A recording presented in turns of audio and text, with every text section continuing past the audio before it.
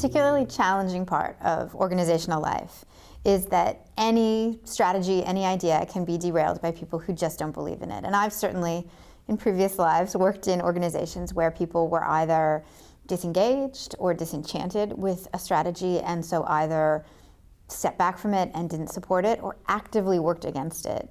In Playing to Win, we attempt to overcome that by giving those skeptics a very central role. Can you say more about that?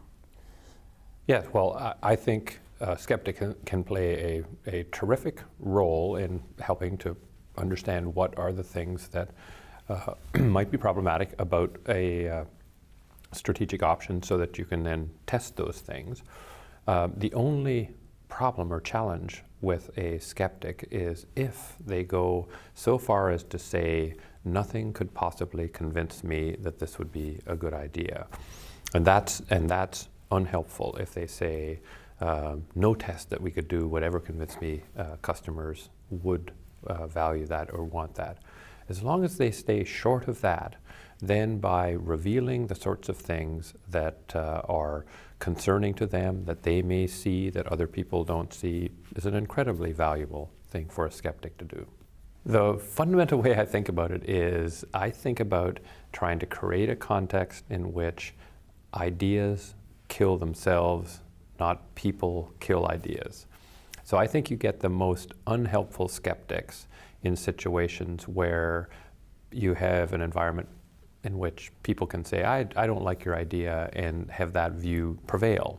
Then the person whose idea you didn't like says, well, if that's the way my ideas are going to be treated, I'm going to treat other people's ideas that are different than mine in a similar fashion. They become uber skeptical and almost have as a goal to make sure other ideas don't happen. So that's an environment where people kill ideas, and I think it's an unhealthy environment. If instead you move to an environment in which ideas are allowed to kill themselves, I think it's more productive. And what I mean by that is you would say, okay, here's a possibility. Here's a strategy option that we're thinking about. What would have to be true? You identify all the things that would have to be true. Everybody agrees, yep, those 6 things would have to be true. Then you test them. And if the tests come back negative, then the idea has killed itself. No one person has killed it, and everybody's had a voice in whether that idea goes forward or is killed. That, I think, creates an environment of productive skepticism. And in particular, we ask the skeptic in that situation to be the person responsible for designing the test, to actually say, here's a test that would convince me that this were true, and this is my standard of proof. And if that person is convinced, necessarily everyone else who is a little less skeptical will be convinced as well. Absolutely.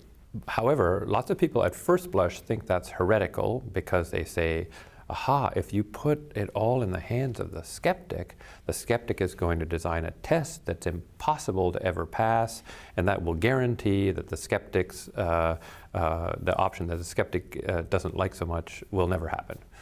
And that is a theoretically sound proposition in my mind, but interestingly, it's not ever borne out in fact. So I've done this hundreds and hundreds of times, and never once has a skeptic who's been given the chance to design the test designed what I think or the group thinks is an unfair test.